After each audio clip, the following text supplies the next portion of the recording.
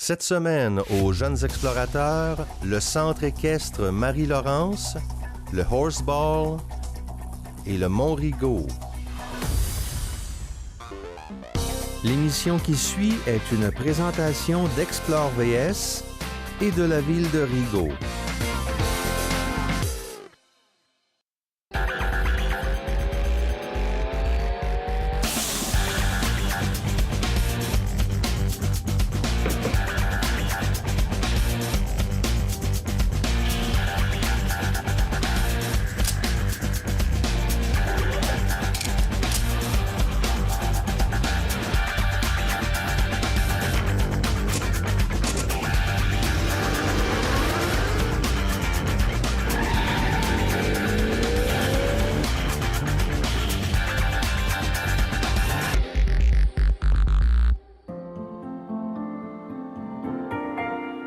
L'alliance entre l'homme et le cheval date de plusieurs millénaires. Selon les époques, ce magnifique animal fut utilisé tant pour le transport, la guerre et le travail que pour le sport et les loisirs. Cette semaine, c'est à un tout autre aspect que les jeunes explorateurs se sont intéressés, celui de son rôle thérapeutique auprès d'enfants qui doivent affronter au quotidien des défis particuliers.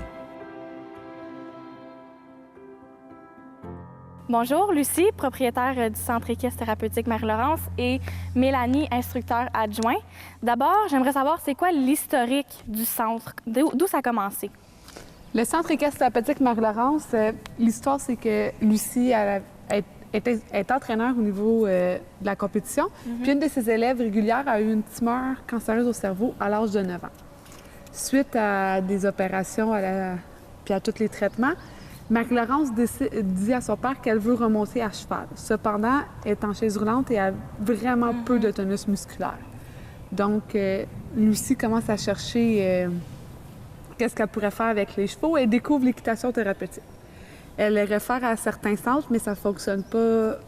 Marie-Laurence est trop lourdement atteinte, affectée, puis c'est plus difficile. Donc, elle va chercher sa formation, puis elle le fait ici avec Marie-Laurence. Parce qu'en allant voir les centres où elle prenait ses cours thérapeutiques, Marie-Laurence, elle avait déjà un gros bagage équestre. OK. Et c'est ce qui lui manquait, d'avoir les rênes dans les mains, tout ça. Donc, c'est pour ça que je suis allée suivre ma formation. Puis moi, j'ai adapté le cours pour Marie-Laurence, de pas juste faire de l'équithérapie, mais de vraiment lui donner des cours comme si elle était à cheval. De là, elle a repris goût à monter, puis ça l'a augmenté son tonus musculaire grandement. Donc, en 2004, elle a ouvert au public suite à sa formation. Fait que le centre a pu accueillir d'autres enfants ou d'autres personnes. Étant donné que votre type de clientèle, c'est surtout majoritairement des gens affectés mentalement ou physiquement, en quoi et comment ça les aide concrètement?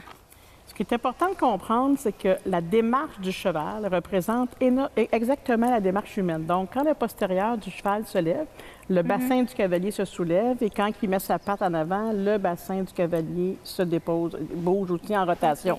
Donc, il y a une élévation, il y a une rotation. Donc, l'enfant qui a un handicap physique, qui manque de tonus musculaire, n'a pas à faire d'effort et tous ses muscles sont stimulés automatiquement, là, des orteils aux épaules. Là. Et la chaleur du cheval aussi aide beaucoup à assouplir les muscles des cavaliers là, qui ont une spasticité au niveau des jambes. Donc, ça travaille vraiment le système nerveux du client, là. C'est ça qui est travaillé. OK. On ne peut pas réanimer un muscle qui est mort, mais on peut renforcer un muscle qui est faible. OK. Puis, est-ce que les chevaux doivent être dressés d'une façon particulière, étant donné le type de clientèle? Oui, les chevaux, il faut qu'ils soient habitués d'avoir, premièrement, 2 personnes de chaque côté. Fait qu'il y a quelqu'un qui tient le cheval, puis il y a 2 personnes qui tiennent l'élève. Donc, il faut que le cheval tolère les 2 personnes à côté de lui. Parce qu'un cheval, c'est un animal de proie, fait que quand ça se sent pris, ça peut fuir. Donc, il faut qu'ils soient habitués à ça. Après ça, on a plein de jeux pour stimuler les enfants. Fait qu'on peut lancer des ballons, avoir des anneaux, fait qu'il ne faut pas qu'ils aient peur d'aucun des objets. Il faut qu'ils soient patients.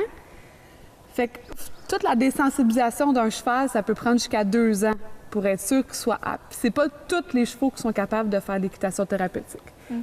Aussi, ça prend un cheval qui est en pleine forme physique. On peut pas avoir un cheval qui bouette parce que comme que Lucie vous a expliqué, si le cheval ne marche pas régulier, mais on stimule le système non régulier. Fait que ça prend un cheval en pleine santé, qui est capable d'être concentré puis qui n'a pas peur des objets puis tous des jeux qu'on peut faire. Puis pour ce qui est des enfants que vous accueillez, c'est des gens avec quels troubles exactement que vous accueillez? On a des enfants avec des problèmes physiques ou intellectuels, autistes, trisomie 21, syndrome d'Angelman. C'est vraiment varié. Il n'y a aucun handicap qui est refusé, mis à part un médecin qui ne voudrait pas signer le document de recommandation médicale qui atteste qu'il n'y a pas de contre-indication à la monte à cheval. Une tige dans le dos. Ouais, tige d'Harrington, une opération dans la colonne, un enfant, on ne peut pas le monter à cheval parce qu'on va le blesser. Puis vous qui êtes au cœur du monde équestre équin, j'aimerais savoir votre opinion par rapport à l'importance que le cheval a dans la région. Qu'est-ce que vous diriez là-dessus? Disons qu'au niveau thérapeutique, il y a très peu de centres au Québec. Donc, on sent vraiment, on a une liste d'attente, nous, encore, là. Malgré qu'on a commencé à jumeler des élèves ensemble pour ouvrir des plages horaires. Donc, au niveau thérapeutique, là, la demande est tellement grande parce qu'ils n'ont pas d'activité physique, ces enfants-là, qu'ils peuvent faire. Donc, le volet équestre, il est très important à ce niveau-là. Puis l'enfant aussi a une grande estime de soi. On a déjà vu des élèves faire des exposés oraux à la classe. Puis là, les autres élèves disent « Ah, t'es en fauteuil roulant, tu fais du cheval, comment tu fais ça? » là, tu sais. Donc, il y a une grande estime de soi en plus qu'on développe avec l'enfant et ça. Puis au niveau régulier, Mélanie et moi, on est instructeurs réguliers aussi au niveau compétitif. C'est vraiment une activité familiale. Donc, d'où l'importance là, des chevaux dans la région ici. Les parents accompagnent leurs enfants. Souvent, j'imagine, comment ça se passe concrètement? Mais quand l'enfant vient ici, nous, on a un terrain de jeu à l'extérieur. Donc, le parent, lui, il a un petit peu de répit. Il peut soit lire à l'extérieur, on a des chaises et tout ça. Il surveille les autres membres de la famille jouer dans le parc. Et nous, on s'occupe de l'enfant. Donc, il y a une période vraiment de répit intense là, pour ces familles-là, ces parents-là. Et on a un petit bureau fermé aussi l'hiver où les parents peuvent se réchauffer là. On a mis des jeux à l'intérieur et tout ça. Donc, ils peuvent faire des jeux de société pendant l'heure de cours de l'autre enfant. Tu fais les 4 comptes. Tu tournes du côté vers Florence. Emilia, tourne du côté à Nicole. Ouais, une main seulement, OK, Florence?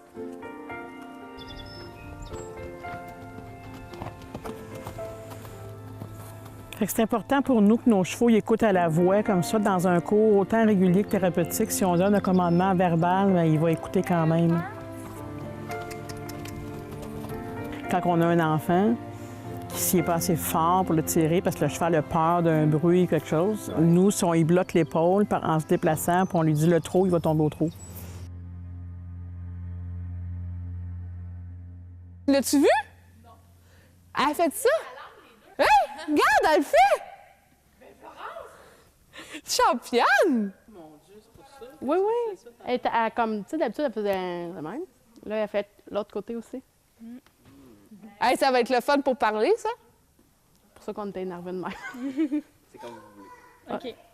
Donc, bonjour Véronique. Bonjour. Ça va bien? Oui, toi? Oui, merci. Donc, toi, tu es la maman de Florence. Oui. Qui a maintenant 5 ans, c'est ça? Oui. Peux-tu m'expliquer c'est quoi le syndrome qu'elle a exactement? Oui. Florence est née avec le syndrome de Joubert. À l'époque, on ne savait pas c'était quoi. Dans le fond, ça a été découvert quand elle avait environ 1 an et demi, après une batterie de tests, là. Mais à la base, c'est qu'elle est née avec 6 doigts puis les gros orteils sur les côtés des pieds. C'est ça qui a comme sonné une petite cloche qu'il y avait quelque chose qui ne marchait pas, là. OK. Puis, comment tu as entendu parler du centre? Florence est suivie au CMR, qui est le Centre montérégien de réadaptation. OK. Puis là-bas, il y avait une affiche qui parlait des bienfaits des chevaux sur les enfants. Puis j'avais aussi vu un reportage à la télé des bienfaits, mais c'était surtout au niveau de l'autisme. J'ai communiqué avec Lucie, puis elle nous avait fait venir ici pour qu'on se rencontre. Puis là, elle nous avait expliqué c'était quoi la programmation. Parce que Florence, ça ne marchait pas. Elle n'avait pas de tonus au niveau du tronc ni des jambes. Puis là, c'est ça, on avait vu que ça pouvait faire une programmation neurologique au niveau de la marche. Puis c'est en gros pour ça qu'on avait décidé. Puis finalement, ça a été un grand succès. Oui, il y a des bonnes améliorations jusqu'à maintenant. Comment ça l'aide dans son quotidien? Bien, Florence, à cause de sa malformation cervelet, elle n'a pas de coordination puis pas beaucoup d'équilibre. OK. Donc, la marche était très difficile. Aussi, avec Joubert, ils n'ont pas beaucoup de tonus au niveau du tronc et des jambes. Donc, à cheval, ils travaillaient tout ça. Puis ce qui était le fun, c'est qu'elle ne s'en rendait pas compte. Florence, ça fait beaucoup de physio, d'ergo, d'ortho. Elle est souvent en rencontre avec des spécialistes. Fait qu'ici, elle travaille, mais elle s'en rend pas compte. Fait que pour elle, c'est comme un jeu, mais dans le fond, elle pratique tout ce qu'il faut pour que ça facilite sa marche, son équilibre. Oui. Ouais. Puis comment ça fonctionne pendant le cours? Comment ça l'aide exactement? Bien là, cette année, c'est nouveau. Au lieu de faire une demi-heure, elle fait 1 heure. Donc, au début, à l'aide Mélanie, elle brosse le cheval. Ça, c'est super bon parce que ça lui donne la force dans ses bras, étant donné qu'elle a les bras en extension. C'est aussi de la coordination, faire les mouvements. Fait que, il travaille beaucoup toutes les sphères de son développement. Puis, à cheval, bien là, son corps est toujours sollicité pour l'équilibre, pour le tonus. Puis aussi, avec les jeux qu'ils font, bien, ils vont nous demander, voulez-vous qu'on pratique le langage? Voulez-vous qu'on pratique les couleurs? Comme tu as vu tantôt, ils pratiquent plusieurs choses. Puis ça l'aide, en parallèle avec l'école, la garderie. Ça fait un bon développement. Ça fait combien de temps qu'elle fait ça? Ça l'a fait 3 ans en mai. Donc, OK. Fait que depuis qu'elle a 2 ans, quand même. Elle était toute petite. Elle montait à cheval à 2 ans? Elle était vraiment mini. Là. Lucie, elle avait été obligée d'arranger des étriers spéciaux parce qu'elle avait comme les jambes ça de long quand une fois qu'elle était passée le cheval. Est-ce que c'était avec un cheval comme ça ou c'était un plus petit? Il était même plus gros à l'époque. Ah oui, mon Dieu! Ça doit faire battre le cœur des parents. Bien, on la tenait beaucoup plus là, dessus. Puis, elle se sentait en sécurité. Là, puis ça allait bien. Elle aimait beaucoup ça. Là, c'est une habituée maintenant. Oui, maintenant, on a moins besoin de la tenir. Oui. Puis, est-ce qu'à chaque semaine, elle a hâte de venir? Vraiment. Est-ce que c'est quelque chose qu'elle a hâte de faire? Oui, elle a un petit frère de 3 ans, puis elle lui dit toujours, moi, demain, je m'en vais à cheval. Toi, tu t'en vas à la piscine. Tu sais, comment on dire ta piscine? Pas important. Non, c'est ça. Elle est vraiment contente. Puis au niveau organisationnel, qu'est-ce que ça demande d'avoir un centre comme celui-ci? Parce qu'il est quand même d'une grande envergure. Là. Qu'est-ce que ça demande? On commence-tu? Bon. Premièrement, pour faire un cours thérapeutique, ça prend un instructeur et 3 bénévoles. Donc, juste gérer le personnel qui travaille autour avec les enfants, ça prend une horaire quand même assez flexible. Puis sans bénévoles, l'équitation thérapeutique ne peut pas exister. Fait que sans nos bénévoles, le centre ne fonctionnerait juste pas. Après ça, on a besoin des chevaux. Fait que c'est tout l'entraînement toutes les semaines, sans compter l'entretien. L'entretien d'une écurie, c'est l'entretien d'une écurie normale. Mais c'est nourrir, nettoyer, maintenir les installations, s'assurer que tout ça, c'est sécuritaire. Nous, on reçoit des pensionnaires ici, donc il y a des gens qui amènent leurs chevaux en pension ici. Donc, c'est ça. Il faut que les chevaux sont nourris 3 fois par jour, nettoyés le matin, les sorties à l'extérieur et tout ça. Donc, ça nous prend un employé à temps plein ici là, pour faire fonctionner le centre. Et comment ça se passe au niveau de la réglementation? Est-ce qu'il y a des contrôles qui se font aux chevaux? Comment ça se passe? Aux chevaux, c'est instructeur en équitation thérapeutique, qui doit évaluer le cheval, s'assurer qu'il est adéquat, qu'il est fait pour tel type d'élève, parce que chaque élève a besoin d'un cheval spécifique. Quand on dit chaque élève a besoin d'un cheval spécifique, c'est que si un élève, un cavalier, a les jambes très spastiques, donc très serrées, bien, on doit le mettre sur un cheval qui est très étroit des épaules pour ne pas le blesser quand on va l'asseoir. Un élève qui manque de tonus musculaire, lui, on va choisir un cheval qui est plus gras, plus large au niveau du dos, donc ça lui donne une table de travail plus stable. Un enfant qui est hyperactif, on va le mettre sur un cheval qui marche très rapidement, donc il n'a pas le temps de tomber dans l'une. Il faut qu'il suive nos consignes, sinon il va être en déséquilibre. Donc, c'est vraiment le choix et ça nous prend une multitude de chevaux, différents gabarits et surtout, c'est la hauteur, nous, qui nous réduit. Qui nous restreint dans nos choix de chevaux parce que imagine la grandeur que toi et moi, on a, puis il faut tenir l'enfant sur le cheval. Je peux pas avoir un cheval de 16 mains, là, parce que c'est l'enfant qui va me tenir, c'est pas moi qui va tenir l'enfant. Donc, ça prend des chevaux environ de 14 mains. Puis j'imagine aussi que les enfants, si le cheval est trop haut, pas du tout. Peur. Les parents le font peur. L'enfant n'a jamais peur de la hauteur d'un cheval. Ça m'étonne. Non, pas du tout. Les enfants, ils viennent ici, c'est un jeu. On avertit les parents lors de la première rencontre. Tu ne mentionnes pas que le cheval, il va vite, qu'il est grand, qu'il est ici, qu'il est... Non, l'enfant n'a pas de préjugés. Bien, c'est ça qui est le fun. L'enfant apprend, mais il s'en rend pas compte. C'est vraiment comme un jeu, mais en même temps très instructif. Il est pas en salle de physiothérapie. Là. Pour lui, là, nous, les programmes sont faits à la première rencontre. C'est quoi l'objectif à court et moyen terme du parent pour améliorer la capacité de l'enfant? Et de là, nous, on crée les programmes semaine par semaine pour obtenir les objectifs. Quand ils sont atteints, on se rencontre encore avec le parent tout seul. Jamais on discute devant l'enfant. L'enfant, il vient en cours équestre. Il vient pas en équithérapie. Il fait une activité régulière, comme tout le monde. Et là, on change nos objectifs, on change les programmes d'entraînement. On est 4 instructeurs maintenant. Donc, chaque instructeur, à chaque semaine, étudie le dossier de la semaine d'avant, ce qui a bien été, ce qui a mal été, pour planifier son plan de cours. Et comme ça, la progression se fait là, facilement. Puis, tu sais, quand on dit on améliore la vie au quotidien, là, ça a l'air banal, là. Mais, tu sais, le parent, il a ça comme outil, là, quand l'enfant il a un obstacle à l'école. Il va dire, regarde, là, avec Chummy, tu avais de la misère, puis après 2 semaines, tu as été capable parce que tu as persévéré. Donc, ils ont un point d'ancrage à se référer à l'enfant, dire, ah, ouais, c'est vrai, là, tu sais, je suis capable de continuer. Après la pause, Marc-Anthony nous fait découvrir le horseball. C'est sûr.tv. C'est de l'information avec l'hebdo régional. Des entrevues avec l'émission Tête à tête. Du divertissement avec Vaudreuil-Soulanges en spectacle et l'intrépide cabaret d'improvisateurs. Des découvertes avec les jeunes explorateurs. Et aussi de la spiritualité. En fait, C'est sûr.tv, c'est notre télévision régionale. Alors, salut Audrey, ça va? Ça va bien, toi? Oui, ça va. Alors, tu es coach de horseball, c'est ça? Oui. Le horseball, c'est quoi? Est-ce que tu veux m'en parler un peu? C'est un sport qui joue 4 contre 4 sur un terrain comme ça. Ça fait que c'est 4 chevals contre 4 chevals sur un terrain. Puis, il y a certains règlements. Là, on a quand même beaucoup de règlements. On a un ballon de soccer numéro 4 qui a 6 ganses de cuir alentour, puis qu'on se passe et qu'on va tirer dans des buts qui sont suspendus dans les airs dans un anneau. Les ganses de cuir, c'est pourquoi?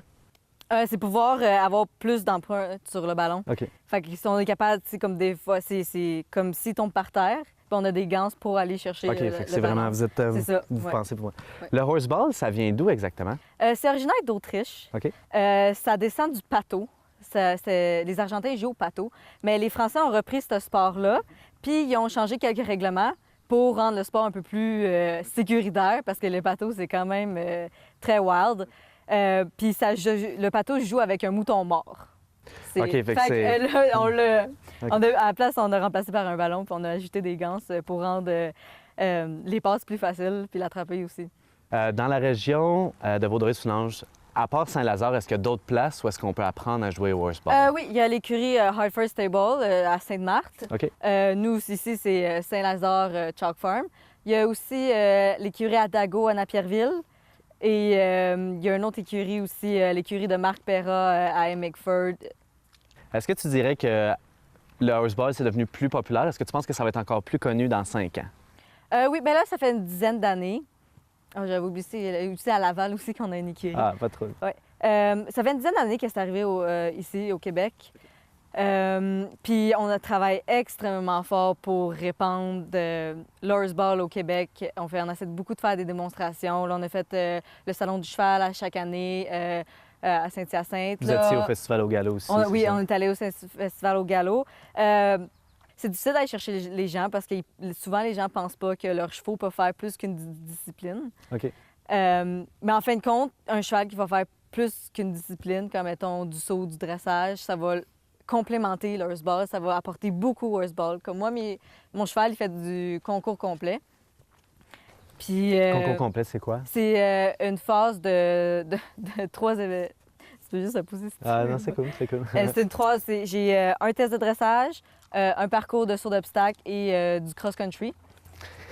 C'est étonnant. Il va être dans le cadre. Oui. Zirki. Reste là. C'est ça. Fait que ça demande beaucoup de pratique, beaucoup d'écoute. Fait que j'ai pas juste du dressage à pratiquer, j'ai du saut d'obstacle puis de l'endurance. Mon coaching mon programme de concours complet apporte beaucoup au horseball parce que mon cheval est à l'écoute de moi, il connaît beaucoup de manœuvres. Fait que quand ça arrive sur un terrain de horseball, ben c'est plus facile, il est plus à l'écoute, ça rend les choses beaucoup plus faciles. Toi, tu es coach depuis 2 ans, c'est ça? Tu trouves ça comment? Qu'est-ce qui est le fun à coacher le horseball? C'est le fun à coacher parce que faut vraiment que tu crées un bon environnement avec ton équipe parce que c'est un sport d'équipe. Puis naturellement, l'équitation, c'est un sport qui est solo. Fait que c'est de non seulement avoir une complicité avec son cheval, mais avoir une complicité avec ses partenaires. ses coéquipiers, puis de savoir où se placer. La communication est ultra importante de ce sport-là, savoir où tu passes, parce que c'est justement, s'il y a une mauvaise communication, bien, il peut y avoir des contacts, ça peut être dangereux. Sinon, c'est surtout de voir évoluer tes joueurs en tant que juste joueur, mais comme cavalier. Souvent, les personnes qui vont commencer vont être moins confiants, ils vont avoir un peu plus peur. Fait que c'est de les voir aussi prendre confiance en eux autres puis faire des mouvements qu'ils ne voulaient pas faire au début, voir leur passe s'améliorer, avoir plus de précision, plus de force, des tirs au but qui sont beaucoup mieux, puis voir la vision du jeu aussi. C'est toutes des choses qui sont le fun. Fait que dans le fond, c'est un bon sport à pratiquer si tu veux devenir un meilleur cavalier. Ouais. En général. Oui, vraiment. Oui, non, c'est un sport que ça... Qu'est-ce qui aide aussi, c'est qu'on a une sangle en dessous de notre cheval qui attache nos 2 étriers. Fait que ça nous aide à avoir une stabilité beaucoup plus importante. Fait qu'on a un meilleur équilibre, on a moins peur d'aller chercher le ballon, Je t'ai vu des fois, là, tu tenais une jambe, puis tu allais vraiment le chercher à terre. Fait que c'est quand même des manœuvres. Pour le cheval, des fois, vous allez quand même vite sur un terrain. Puis j'ai vu que vous aviez une espèce de gros ballon gonflable en arrière sur les clôtures. Mais est-ce que ça arrive des fois qu'il y a un contact et que le cheval se blesse? Moi, personnellement, j'ai pas encore vu ça. Un cheval qui va faire un contact. On a justement on a des coussins gonflables dans les fonds de manège qu'au cas où que si un cheval passe tout droit, bien, ou qu'un cavalier tombe, il tombe dans les coussins gonflables. OK. Sinon, le Hurstball est très réglementé pour justement ne pas avoir de contact, ne pas blesser les chevaux, ne pas mettre personne en danger. Fait aussitôt qu'il va y avoir quelque chose de dangereux, les arbitres vont siffler. Ils vont pas laisser jouer. Fait que non, moi, sérieusement, j'ai jamais vu un cheval sortir d'un match de Hurstball blessé, boité. Un cheval bien entraîné ne va pas se blesser. Mais nous, vu qu'on a beaucoup de nouveaux joueurs, qu'est-ce qu'on fait? C'est que dans nos matchs compétitifs, à la fin de la journée, on va toujours avoir un fun match, parce qu'on va mélanger les équipes, puis on va montrer aux nouveaux joueurs, aux joueurs moins habitués, comment ça fonctionne, puis c'est vraiment ça aide aussi les chevaux, j'imagine, à s'intégrer avec... Aussi, oui. Comme les chevaux qui vont jouer leur premier match, on va les mettre dans ces petits matchs-là, friendly, doux, puis... Est-ce que vous avez une ligue de horseball ou c'est vraiment quelque chose qui est comme tu pars ta propre équipe? Non, on a l'association de Horseball Québec. OK. C'est l'AHBQ. On a une page Facebook, Horseball Québec. Puis c'est ça, justement, dans cette ligue-là, on a l'écurie Hartford, on a l'écurie Chalk Farm, on a l'écurie Adago, puis on a Laval. Puis, bien, c'est ça, là, en ce moment, on n'a pas beaucoup d'équipes. On est quand même beaucoup cette année, ça me surprend. Je pense qu'Adago a 3 équipes. Nous, on en a 2. Laval en a 1. Puis, fait qu'on est quand même... on est 6 équipes. On est 6 équipes, puis on organise des matchs entre équipes et que t'es talent. Il va être dans le cadre. Oui. Fait que... puis on essaie d'aller recruter d'autres équipes pour entrer dans notre ligue. Oui. Après la pause, une rencontre avec la directrice générale de Rigaud.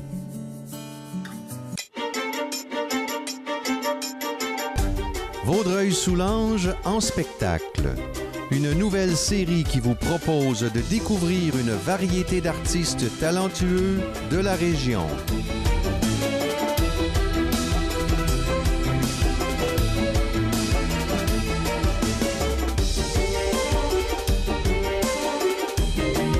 À ne pas manquer.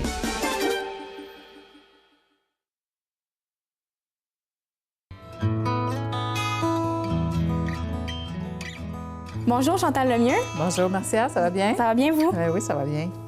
Qu'est-ce que ça demande d'être directrice générale pour une ville comme Rigaud? Le travail d'une directrice générale, en fait, c'est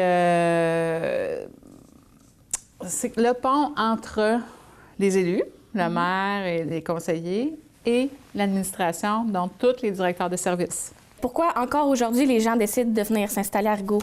Ben, moi, je trouve que c'est la plus belle ville de Vaudreuil-Soulanges, mais ça, regardez, je pense que... Oui, à cause de ses attraits. Mais justement, ce qui fait en sorte qu'on pourrait dire que c'est une des plus belles villes, il y a le Mont Rigaud. Oui.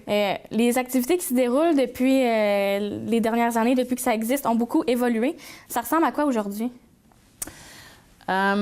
Je dirais que ça a commencé, quand moi je suis arrivée en 91, il y avait des sentiers informels sur la montagne. Bien, c'est pas des sentiers formels, c'est sentiers formels, mais on demandait aux propriétaires une autorisation chaque année de passer.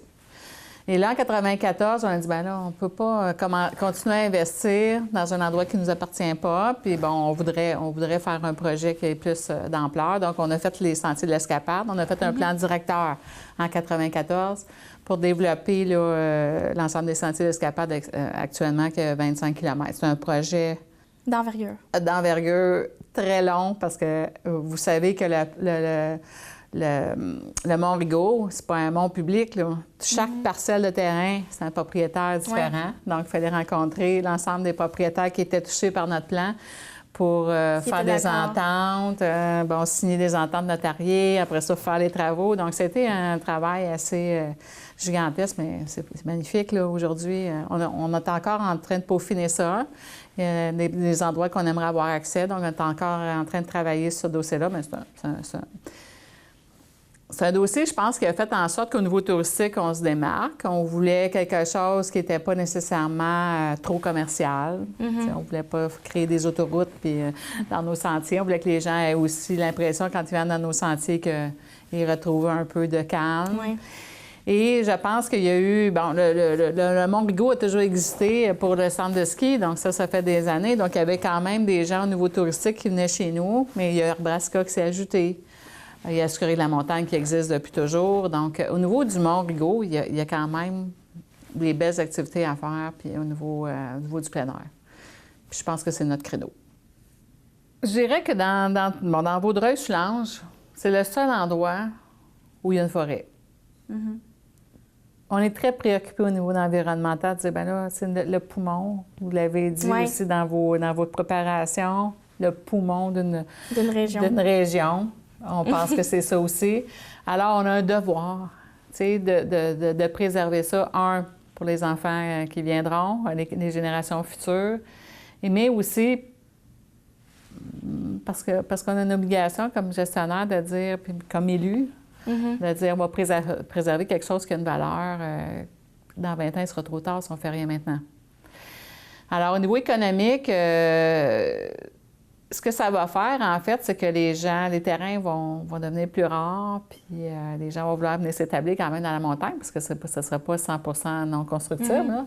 Mais en même temps, je trouve que ça a un rôle économique plus au niveau touristique aussi. Les deux, un petit peu les deux. Tu sais, au niveau du résidentiel, mais au niveau touristique aussi. Fait que c'est un beau lieu, c'est un lieu où on peut vraiment venir à la rencontre de la nature, puis fait que, voilà. Une rencontre avec la nature, pas si loin de la ville aussi, c'est pas ça qui est loin de la intéressant. ville. Mais tu sais, je trouve encore que les gens pensent que Rigaud, c'est très loin. Oui, c'est ça. Je suis toujours quand même...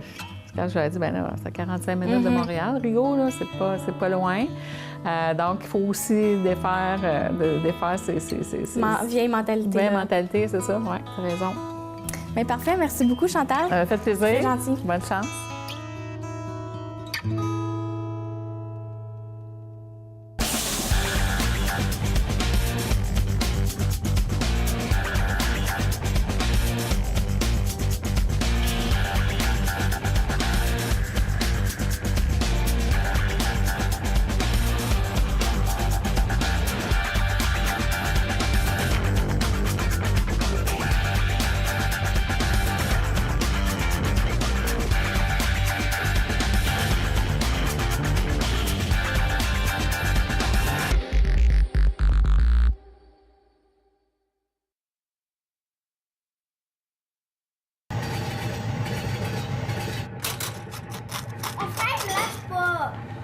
Arrête, lâche ta soeur, là, OK?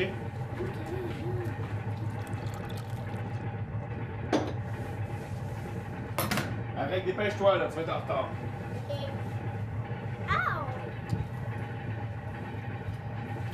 Allez, prends ton sac, tes souliers. Allez, dépêchez-vous. Bye! Bonne journée!